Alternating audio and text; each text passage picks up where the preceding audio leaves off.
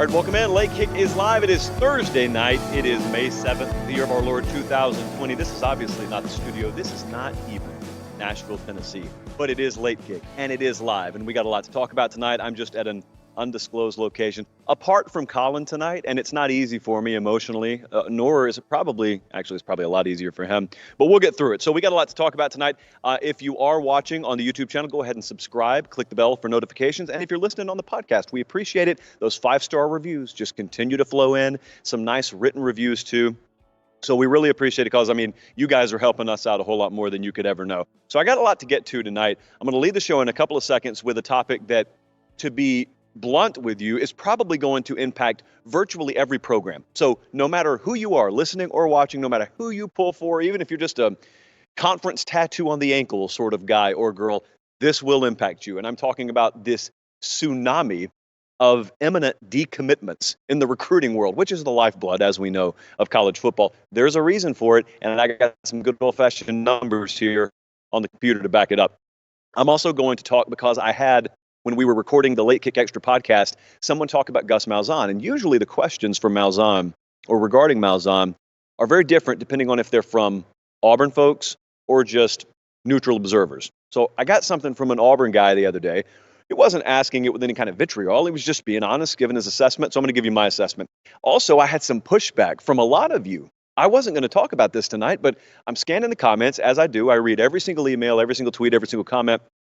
And a surprising number of you, I would say, not all, not even a vast majority, but a surprising number of you took exception to me saying the ceiling for Tennessee football is now and has always been elite status, top of the sport, right there with Alabama, Texas, if they're good, if they're right, Clemson, what they're doing right now, LSU, what they just did. Like, Tennessee is fully capable of that. A lot of you flat out called you-know-what on that. Well, I think you're wrong. I think you're very wrong, and I think I'm right. Everyone thinks they're right on everything. I'm going to tell you why I think I'm right and why I think a lot of folks who suggested otherwise are wrong. And then I'm going to do some Q&A at the end of the show because we got some good questions. So let's get it started here. This probably, he's not paying me to do this, but this is probably the third show in a row where I'm going to reference our Bud Elliott. And it's because he's doing really good work. All those guys on the 24/7 Sports desk are doing really good work. But Bud, we were in a conference call the other day, and someone, in fact, a couple of people had brought up how many commitments there have been. And, you hear that and it goes in one ear and out the other. Okay, well, you said a lot, but that didn't put a data point on it. And I don't have a point of reference. Like, what is a lot? In reference to what? So Bud puts together a piece because he started it off like I just started it off with you. He said, Ted Hyman, who does a great job with our graphics, creates pretty much everything you see visually for us, from a logo to whatnot. And Ted says, it seems like there's been a lot of commitments. I've been making a lot more graphics, been doing a lot more commitment videos. So Bud kind of starts off this piece, and you can find this on 247sports.com. And he said, I looked into this, and Ted was dead on the money accurate. As of May 6th, I want you to think about this now. I'm going to give you a number, but then I'm going to give you the context. There are 627 committed recruits in the current class of rising seniors, okay? Now, I'm going to give you the most important sentence in this entire piece before I go back to it. Without summer camps and spring evaluations, and this is Bud talking, there are a lot of players committed to schools who won't stay committed in the fall. Now, I can tell you confidently, I believe he's right, because Bud's not the first guy that I've heard to say that. He's the first person I've seen to really write about it. Coaches have been talking about this, and there's a difference in philosophy out there. You'll notice it right now if you look at the 24/7 Sports team recruiting rankings in how to handle, as Matthew McConaughey so aptly described it a couple of weeks ago when we interviewed him, these COVID-19 times, okay? Some of these coaches, especially the ones at the very top of the sport, some of them, I'm telling you, Nick Saban at Alabama is one of them, he wants to get guys in camp. He wants to put his eyeballs on you. He wants to put you through reps, drills, etc., before he extends you a committable offer, what's called a committable offer in the recruiting world. Can't do it. Camps, out the window. Summer eval, spring eval period, out the window. So you've had a difference in philosophy. You've had some programs, and I don't think it's that difficult to figure out who we're talking about here, who have decided, let's go, relatively speaking, sight unseen. Let's trust our tape. Let's trust our in-house evaluation as much as we've been able to see kids. Maybe it's sophomore and junior in-person evals, but let's offer kids and let's take them. Here's what happens. You have sort of and we used the word tsunami already tonight, and I'm going to use it again before this topic is done, but you have sort of a ripple effect. Let's not use tsunami, a ripple effect. So I got Matt sitting over here off to my left. A lot of you remember the name Hazmat from our Columbus, Georgia days, which fully tips off where I'm at right now. But let's say Matt and I both want to go to Tennessee. Tennessee's been hot. And let's say Matt commits to Tennessee. And then let's say I look around and I see a dozen other guys on any given day, because it's been happening in waves nationally. Let's say a dozen other guys commit. A couple of them go to TCU, one of them commits to Auburn, Georgia grabs one. I'm looking around, and my original timetable was October, or maybe even the early signing period day in mid-December. But then all of a sudden I look around and I've got coaches texting me saying, we're filling up. And I'm looking around at these classes and they're filling up. Well, what in turn does that pressure me to do? Of course, it pressures me to make sure I lock down a spot too. That's what's happening. And that's what Bud's pointing out here. And that's what a lot of coaches are figuring out. A lot of kids are committing right now with a toe in the water instead of diving in the pool. And you look around, and this is what's going to be important. There's a lot of recruiting momentum for a lot of programs that aren't used to being in the top 10. We have spoken on this show, on Late Kick Live, you and I have talked about at varying degrees. Minnesota, we've talked about North Carolina killing it. I think North Carolina's got a lot more staying power than some of these others, because the guys they're landing are in-state kids. But we talked about Tennessee. I'm going to talk about Tennessee later on this show. We've spoken about, who else? There've been, if you look at the top 15 right now, there are a number. There are also a number of programs that are normally parked squarely inside the top 5, top 10 that aren't there right now. So Bud continues here. Keep in mind that prospects are scrambling to secure spots in classes even if they've never visited. That's the other point. There are a lot of kids right now who are committing or have committed to programs that they've never visited. So I gave you the 627 commitment number. What does this number mean? Because you need some context. Well, there's a graphic here that I think really hammers it home. Right now, committed prospects through yesterday. So today's the 7th. Through yesterday, May 6th, the 2021 recruiting cycle, there were 627 kids committed. By comparison, in 2020 at this time, there were 302. In 2019, there were 243. Also, the graphic, as it points out, tells you you can add up 2020 and 2019 combined. There weren't this many kids committed as there are right at this moment. So it's obvious what's coming. So here's the question. What does this have to do with the regular season? Let's say we get a regular season, or let's say we get a regular season in the SEC, we get a partial season somewhere else, and then we don't get a season elsewhere, which is very much on the table right now. We had news come out of Oregon earlier today. I was back and forth with some of our Oregon guys on Twitter, very respectfully. But, there was an announcement today by the governor, I believe, of Oregon that, hey, we're probably not going to be able to have large gatherings at least through September. Meanwhile, you've got people 3,500 miles away down south looking for every possible way to open a football season on time. So I'm not here to argue about that. I'm here to say the whole synchronicity thing, we're not going to have synchronicity in college football this fall. So let's say that someone starts cold, and let's say someone else starts hot. Sometimes that affects your recruiting, sometimes it doesn't. But when kids are already on tilt, when the seesaw is already very tediously sort of over the edge there, and it's going to take maybe a grain of sand instead of a rock or a boulder to tip someone's recruitment, everything's going to be magnified this season. And here's what else we don't know. What we don't know is the recruiting calendar going to be impacted? Bud talks about this, I believe, towards the end of this article. In fact, let me pull that sentence up. Once coaches are allowed to get back on the road and eyeball prospects in person, schools will begin dropping some of the players that are recruited. This happens every cycle. You can certainly bet your bottom dollar if coaches do it when they have you in camp and then find better options down the road. When they haven't got you in camp, their eyeballs are eventually going to tell them, oh boy, we took some kids we normally wouldn't take. So it's going to be a two-way street now. Some kids are going to be decommitting. Some kids are going to be, well, as far as you can tell, decommitting, but in reality, it's going to be because they don't have an option. This, and this is the final paragraph, this, of course, assumes that visits open up again in time for prospects to be able to take multiple visits and form relationships. If the time for available visits is short, and National Signing Day remains the same, it's possible prospects just elect to stick with their commitment. So there is a lot of uncertainty. I know that's shocking, given, again, these COVID-19 times. What's going to happen in the fall is you're going to have a lot more radical sort of, I don't know, it's just going to be, there's going to be a lot of churn in the national recruiting rankings, even more so than normal. But what happens is a lot of programs try and marry recruiting success with on-field success or vice versa. And what I'm telling you is I don't necessarily think, for a number of reasons, I don't really have time to go down this road. Maybe I'll do it on the Late Kick Extra podcast this next week. Download that, by the way, if you haven't already. It came out yesterday. But I don't think that there's going to be the same necessary attachment between results on field and then results on the recruiting trail for the 2021 season or cycle. That could be wrong. I could be wrong about that. But there's a lot going on right there, and I'm just telling you, expect decommitments. Don't be shocked by them. Don't care which program you are. Even Clemson hasn't been immune. Corey Foreman, one of the top players in the country per 24/7 Sports, decommitted recently. Now, that was before the tsunami, but the tsunami is coming. So be very careful. And also remember this.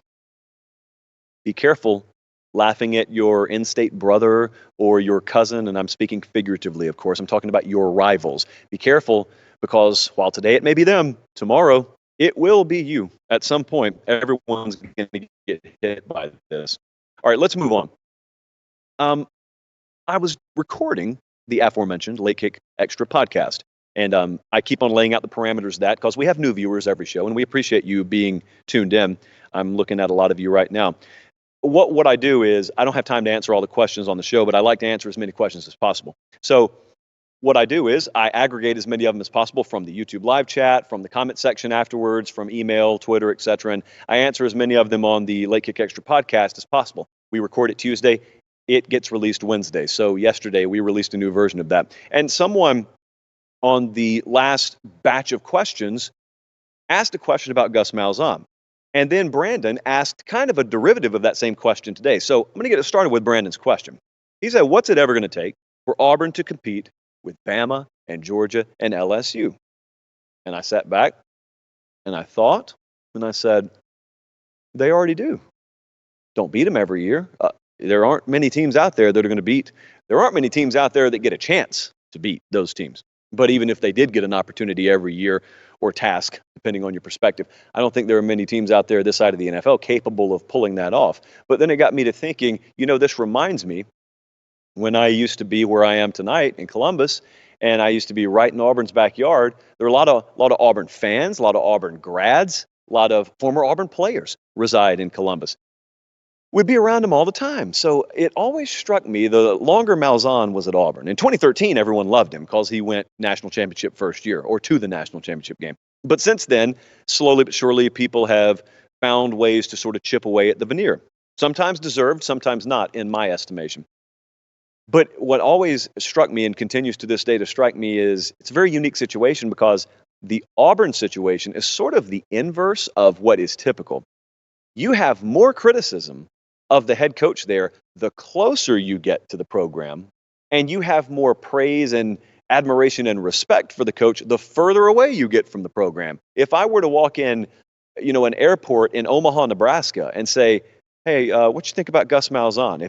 If I'm talking to a college football fan, they'll say, man, he's probably not one of the 5 best coaches in America, but he's pretty good. He's beaten Nick Saban a couple of times, and they got it rough down there. And probably what they'd do if they were familiar with the theory of relativism is they would say, but you know what? If Malzahn was the coach in the ACC, or if he was at a G5 school, and I wonder what his record would be. And so that's kind of the way I've always thought about Malzahn. Not above reproach, not without blame, not without criticism. No one is. But I want you to think about some of this. I think, and I'm not going to do this segment tonight, I've done this several times, but I think Gus Malzahn has the hardest college football job in America. Now, it is a lot easier to win at Auburn than it is Morehead State. And to be honest with you, I don't even know if they have a football program. Please understand what I'm saying. Relative to expectation level and difficulty of schedule every year, that is what makes Auburn football and Gus Malzahn, being the head coach at Auburn, the toughest job in America. Here's what I mean by that. Only recently did they change the structure of the scheduling. The SEC scheduling changes this year, but yet it's still going to be hard for Auburn. Up until this point, think of what the task at hand is if you're the head coach at Auburn. They have sky-high expectation because they have sky-high investment level. They invest emotionally and financially to the same degrees as other programs around them. Talked about this a million times on this show, even back when we were independent. So because of that, they expect elite return on investment, which is fair. I don't have a problem with that. I want you to consider what task that has meant for Auburn. In a typical year, up until this season, and really it doesn't change because I think they have like A&M or Alabama, LSU, Bama back-to-back at the end of the year. Maybe that's A&M. Auburn has 2 tough games to end the year this year too. But up until this point, if you're going to win a national championship at Auburn, in all likelihood, here's what you have to do up until this year. You will have had to beat Georgia. That's a top 5 caliber team. You will have had to have beaten Alabama. That's a top 5 caliber team. You probably have to face Georgia again in Atlanta, or if not Georgia, someone who is better than Georgia. That's another top 5 caliber team. You got to go to a semifinal game, and you got to beat, obviously, a top 4 team. That's 4. And then you got to win the national championship game against a top 5 caliber team. You're having to win 5 games in the final 6 games of your season, because there's a cupcake normally between the Georgia and Alabama games. But 5 of your final 6 games in the period of time where you can't afford to slip up is against the top 5 caliber team. Who is that? And come out on the other end unscathed. That's what makes the Auburn. I didn't even mention LSU because they play them earlier in the year. I didn't mention A&M. Half the time they play a pretty darn good out-of-conference opponent. So I didn't even mention all that. Just think about the last 5 weeks. So I want you to focus on the pivot job. Because, see, my argument has been and will continue to be Malzahn's pretty criminally underrated the closer you get to the Auburn football program. Think about adaptation. When Malzahn got to Auburn in 2013, a lot of people watched what he was doing, and it was like I always equate it to just walking up behind someone and slapping them in the back of the head. It's kind of what his offense did down here. Even the coaches who knew what he was doing, they couldn't really do anything to stop it because they didn't have the athletes to do it. A lot of people had recruited to stop a power run game forever, and so you had a bunch of 6'3", 255-pound linebackers trying to run 53 1/3 yards sideline to sideline, and it was ugly. It was really ugly. And he goes to the SEC championship, they win it. He goes to the national championship game, come that close against Jimbo Fisher and Jameis Winston. But it was a great year, 1 year removed from that program going 4-8. So everyone's excited. And they put up some good offensive numbers, but then slowly conference starts to recruit to catch up with not just Auburn, but overall stylistically the way things were changing. Auburn was just part of that. And so you fast forward 4 years, and Alabama and Georgia and LSU, well, now their linebackers are 6'2", 225, 230 in the inside spots, and they've got terrors off the edge at outside linebacker and those hybrid spots and defensive end. Even the defensive tackles can get after the passer. And so all of a sudden now, speed is not necessarily the advantage for you that it used to be. So whether it was by accident, dumb luck, or by design, Malzahn goes and hires a defensive coordinator. He's still there. His name's Kevin Steele. Guys, I know today, Kevin Steele, I think right now, as of this moment, he may be the highest paid defensive coordinator in America. If not, he's right there because they just gave him an extension.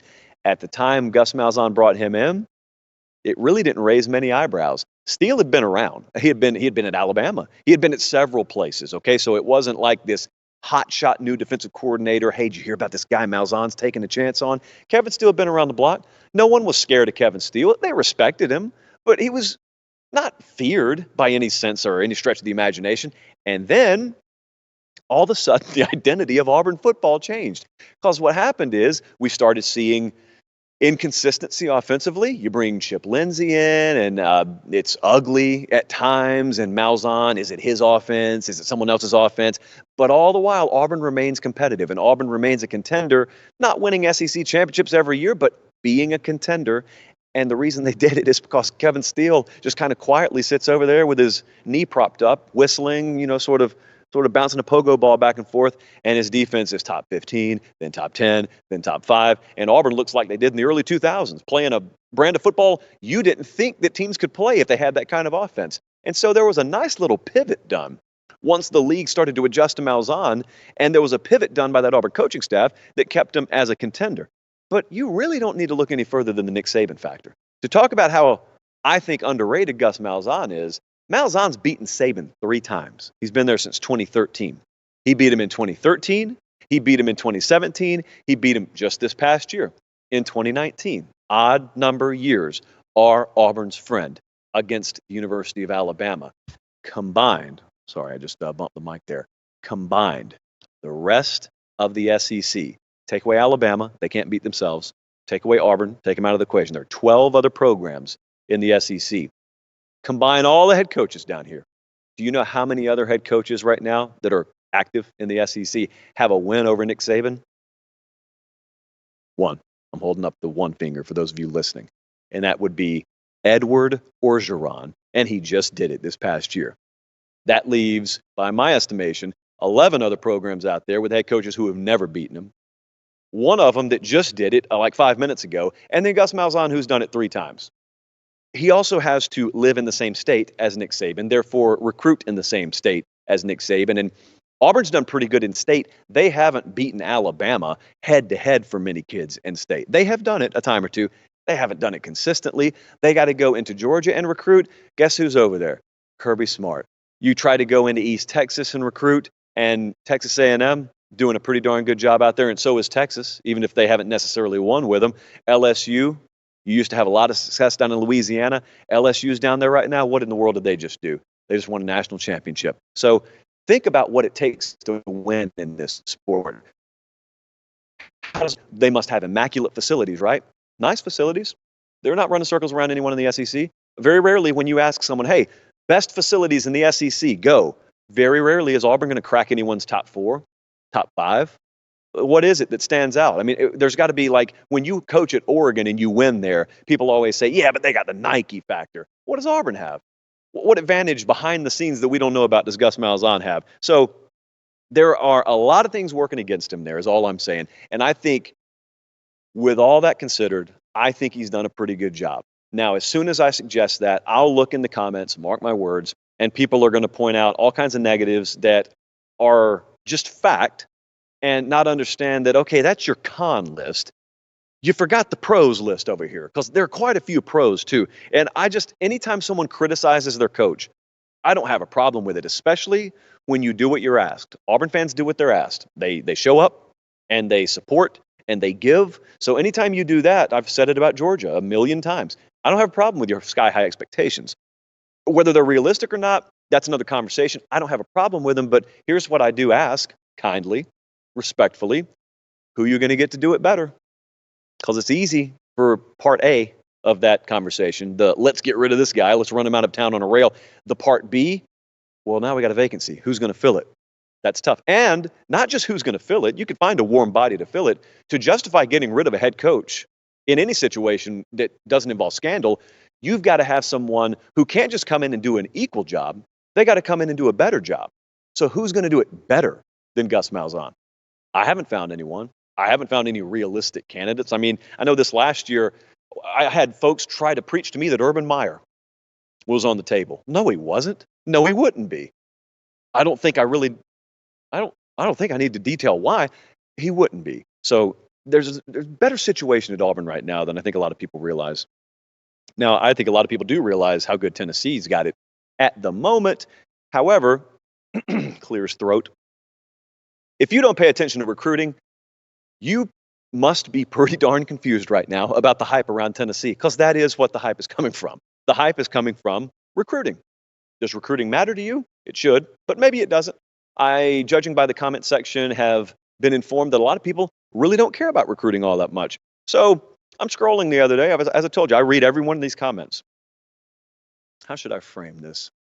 I know how I want to frame it. So the other day, we've talked about Tennessee like the last 4 shows. I can't help it, guys. They keep landing recruits. They keep landing verbal commitments from recruits. Okay, let me preface. Point 1, because a lot of people hear what I don't say, strangely enough. So I got to make sure I point out what I am and what I am not saying. About to have to do that again. So Tennessee, they're landing a bunch of kids. And I'm not just talking about project 3-star with future 3-year down the road potential. I'm talking about big time 5-star talent out of Alabama, 5-star talent out of South Florida. They've gotten kids out of Georgia, JUCO kid, top running back in the country from South Carolina, and JUCO right now in Kansas. So, and it keeps going. They probably landed a couple of kids since we've been on air. So as we led the show talking about, they could stick, maybe they don't. I like where Tennessee is right now in recruiting. That's all I'm saying. Here's what I'm not saying. What I'm not saying is, well, you can go and pencil them into Atlanta within the next couple of years. I don't know that. You don't. Listen, I don't know that about a loaded team. I can't say that about Florida, and Florida's roster's better than Florida right now. You know who you have to go through in the East, that name that shan't be mentioned, Georgia. So I'm looking at the comment sections. And the comment section, the Tennessee fans are jacked, as you should be. And then I got some folks, this is how you know you still got some work to do. I mean, I kid you not. I read one comment that said, I'm a Bama fan. But, I do want to, I want to see Tennessee back. It's just boring to beat up on them like we've been doing. Well, that's when you know you're not back yet. That's when you know you still got hay to put in the barn. You want them to despise you. You remember, it's been about a decade since that rivalry's been relevant, but you remember what it was like in Tuscaloosa and surrounding areas when Bill Fulmer tried to decapitate your program. You remember that. A lot of you haven't forgotten. Apparently in the comment section, some of you have. So I'm thinking about this, and I'm thinking the other night when I was on the air, which led me to say on the air, Tennessee, a lot of people are shocked by the commitments. A lot of people making accusations about all these commitments. And I'm like, Tennessee has never lacked the ability to build an elite roster. They've never lacked the ability to have a roster every bit as skilled and talented, important to have both of them, skilled and talented, as anyone else in America. I got a surprising amount of pushback, to be honest with you. I got a lot of surprising amount of pushback on that. And so that leads me to ask, what is it you think they don't have? If you're in that camp that believes Tennessee's ceiling is below the elite level, in other words, they can press all the right buttons and there are just unforeseen factors, very present, but unforeseen or unseen in the world of college football that limits their ceiling. What is that? A crop duster can't fly as high as a commercial jet can. There is an artificial ceiling built in on that crop duster. So Tennessee, like what's the ceiling here? And if it's lower than elite status, what is it that's keeping them there? Because here's what I think, to steal another transportation analogy. My first vehicle was a 94 GMC Sierra. And I drove it a long, long time. Loved it. Had no problem with it. Was very thankful for it. But it wasn't a Lamborghini. And so we didn't have a lot of those at Harris County High School, to be honest with you. Had a couple. You know what kind of kids those turned out to be. But the 94 GMC, at its peak efficiency, if I pulled up next to a Lamborghini and the thing was sitting on blocks because the tires were flat, how stupid would it be for me to laugh at the capability of that vehicle? I didn't say there was smoke coming from under the hood. I didn't say that the entire axle was bent and it was irreparable. I just said the tires are flat. As soon as someone comes and fixes the tires on this Lamborghini, it can embarrass me. It can donut me. It can be like Tokyo Drift, and it can just make me look foolish in that truck, no matter how well I have that truck running, because the Lamborghini's ceiling is a lot higher, with all due respect to me and other former 94 GMC Sierra owners, than the aforementioned 94 GMC Sierra. My point is, Tennessee's capability level is that of a Lamborghini. This is not Miami of Ohio. And this is not even Missouri. And I don't mean that disrespectfully to Missouri, but I intentionally say Missouri because I'm about to bring up a point in a second. But I want you to ask yourself if you believe there is a built-in ceiling for Tennessee below elite status. Let's dive into it a little bit. Alabama, Georgia, Oklahoma, LSU, pick the elite teams in college football. Ohio State, what keeps Tennessee from being that? I'm not asking you what has kept them from being that. That's the easy answer. That's the obvious answer. What would keep them, if all the right buttons were pressed, from being that? It's not a guessing game. Here's why I mentioned Missouri. Missouri, even if they started rolling, which they did under Gary Pinkel a time or two, there was a fair amount of questioning done about that program in regard to how good could they really get? Like, man, they played in the SEC championship game, I think a couple times, didn't they? And if you're in the SEC championship conversation, you're in the national championship conversation, but people were fairly asking, man, Missouri is in, Columbia, Missouri. There's no real pipeline of talent there, the likes of which you get in Gainesville, Florida, or Athens, Georgia, Austin, Texas, etc. How long can this last? What is the ceiling on that program? That was fair. And the ceiling for Missouri football, sustained ceiling, is below elite status. At Tennessee, it's not like that. Here's how I know. They've done it already, and they've been a national contender in different eras with different coaches. If you want to go mid-late 80s into the 1990 timeframe, Johnny Majors did it there. If you want to go late 90s, Philip Fulmer won a national championship there, won back-to-back SEC championships, 97, 98, I believe. Don't quote me on that, but won a national championship. That's only a little over 20 years ago. Some of you aren't 20 years old, but yet in college football, relativity, 20 years not all that long a time. But even if it is, if you're telling me they're not capable of it now, that must mean something's changed in the sport. As far as I can tell, Knoxville's in the same place. As far as I can tell, they still care a great deal about football there. So if you're telling me they're not capable anymore of something that they have achieved already, I've seen it. I can go back and watch the old VHS replays. Something must have changed. So what is it? Because to me, it's not a guessing game of what they're capable of if they've already proven it. What does it take? What are the requirements? This is something you'll hear us talk about from time to time on this show. You got to have a really big support base. That's just a fan base that's rabid, that cares. They have to be fully bought in. There's a reason they got to be big in number and they got to be fully bought in because you got to have money. And you get it in the TV deals as a result of being in a conference like the SEC and the revenue sharing program there. But you need projects and you need checks written and you need to hire the best coaching staff that money can buy. And the optimum word there is money. And you got to have a big fan base fully bought in because they need to write those checks. Tennessee has all this. This is not something they lack. Trust me, they have it. You have to have facilities, which obviously is required to build. Tennessee's got great facilities. And if they're lacking today, they possess the war chest to catch up tomorrow. So that's nothing that they're lacking in. And this is the one that a lot of people go to, I think. You got to have access to red hot recruiting beds. If you're not parked there geographically, you got to have ties to get there. Here's where I think people are wrong, just to be honest with you. If you don't think Tennessee can recruit at the same level Georgia can, with the right staff in place, I'm not using the past couple of weeks as anecdotal evidence. Let's pretend the last 3 weeks have not even happened. Let's pretend Tennessee's ranked 21st in recruiting. We're talking about what they're capable of, not what they're doing at this very moment that could evaporate tomorrow. Tennessee's in Knoxville. I've always been a big believer, if you get the right staff in there and you expand that radius out 6 hours and look at all of the territory that is in that 6-hour circle around Knoxville, Tennessee, and you think about getting Atlanta there and virtually all of the Carolinas and getting up into parts of Virginia, close to the Tidewater, you recruit Ohio in the most fertile beds at least. You've got the state of Tennessee, you got North Alabama, you got parts of Mississippi, I want to say. I don't have a map written in front of me. But take that and now combine it with having guys on your staff that have, whether you be T. Martin, connections out west, whether you be Jeremy Pruitt, connections all over the South, but especially in Alabama. That just paid dividends with Dylan Brooks out of Roanoke, Alabama, people. There is no Tennessee to Roanoke, Alabama pipeline. There just isn't. Never has been, never will be. And South Florida as well. When you look at the staff they have and you look at some emerging stars they have, that's the right combination. That's the kind of coaching staff that you have to have. But I just mentioned a whole bunch of prerequisites that it takes to be elite. That's what I think it takes to be elite. Those are the boxes you have to check. Maybe I left something out that you know about, or maybe you don't think one of these matters. I'd love to hear it. Because Tennessee, as far as I can tell, they're capable of checking all these boxes. Now, here's what I didn't say. This is the part where we have to give the great big asterisk next to the segment, and we have to give one final caveat. What I didn't say is this last couple of weeks proves anything in terms of what results will be.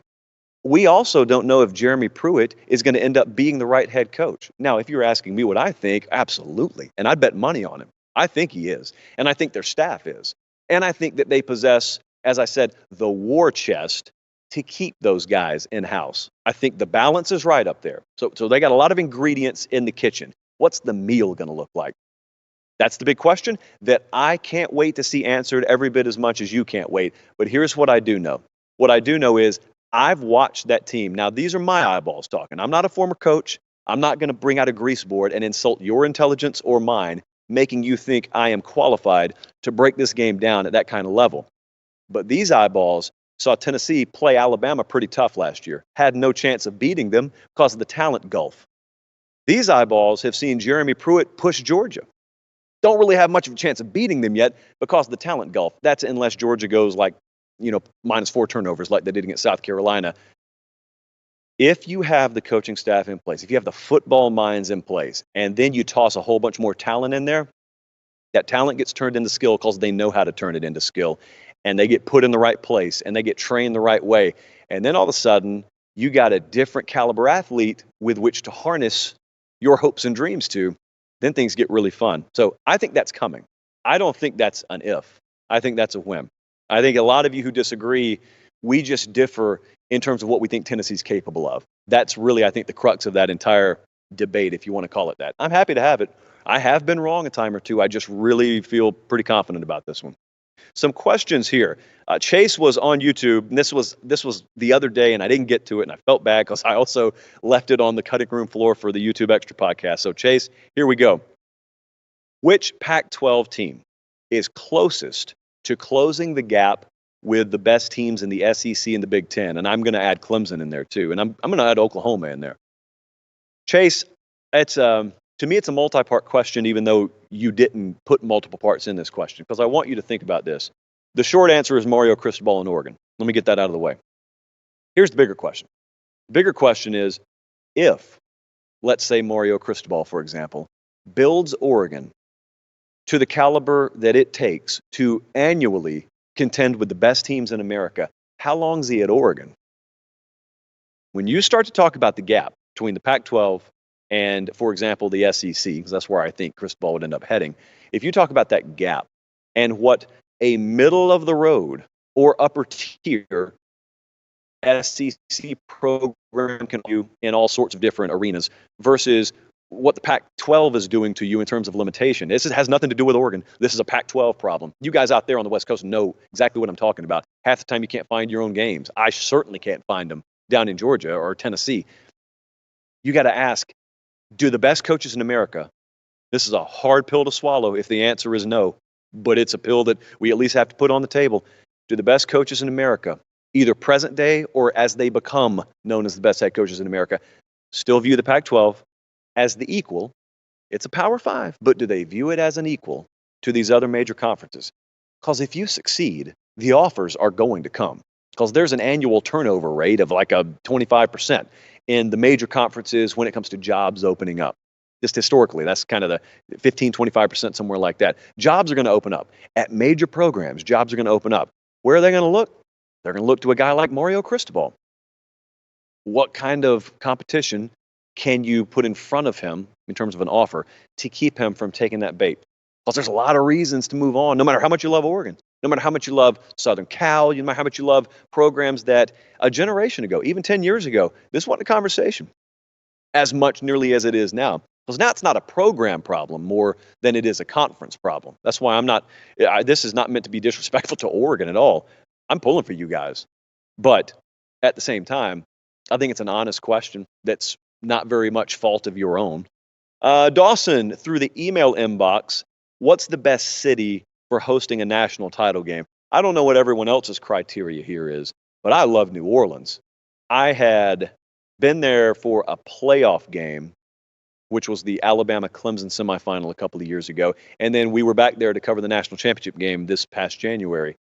And man, there's just nothing New Orleans does wrong. I've never been a fan, outside of Pasadena, where it never rains, I've never been a fan of holding meaningful college football games, postseason games, in places where weather can be a factor. Now, oh boy, this is where I have big disagreement with some of my buddies, especially from Big Ten country, who argue the elements are part of football.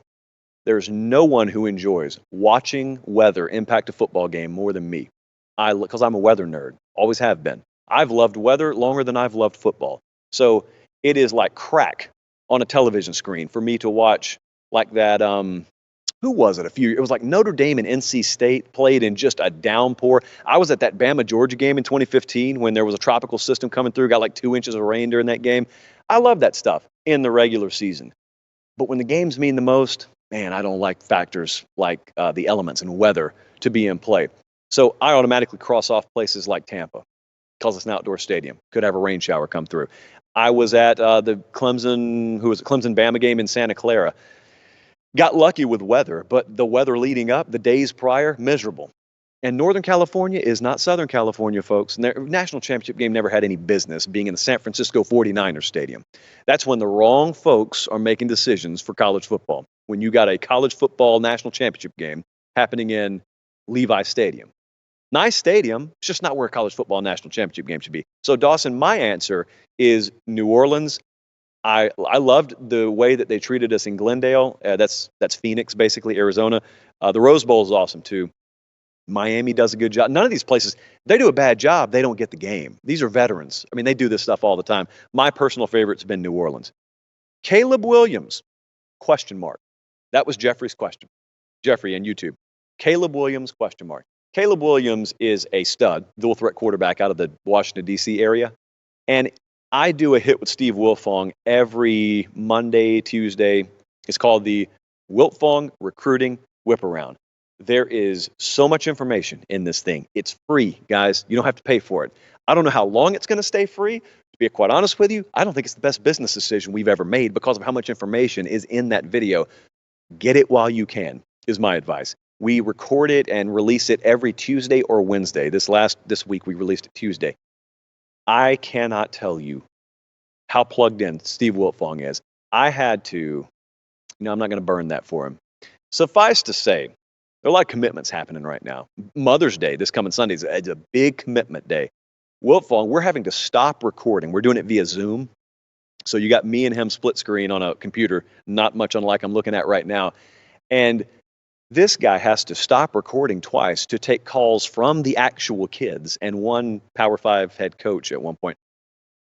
Just flat out telling them what's going to happen. You always wonder, does that happen? Absolutely, it happens. Plugged in, to say the least, is Steve Wiltfong. So I mentioned that because Caleb Williams, the big talk has been, is it Oklahoma? Is it LSU? Well, then Garrett Nussmeier commits to LSU. So, you're just seeing the blocks move around in your head and you're thinking, okay, Nussmeier goes to LSU. Well, I guess that means that they're out of it for Caleb Williams.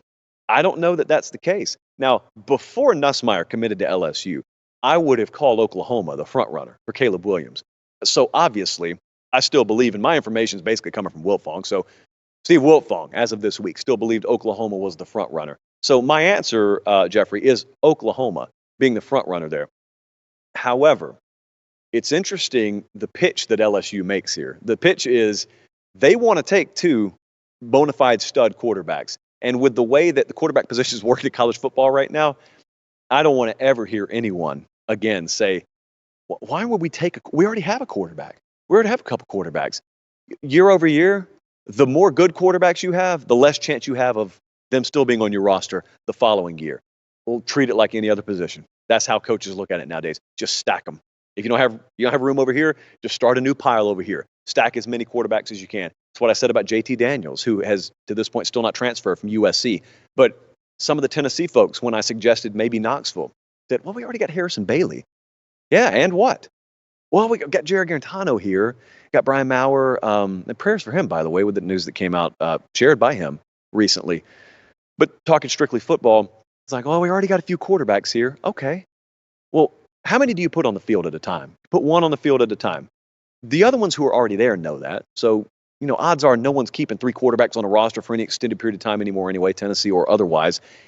But regardless, if there's one out there you think is better than the ones you currently have, or if you got one out there who's comparable and they want to come in and compete, what kind of fool would ever turn that down? Probably a head coach who's not going to have a job very much longer.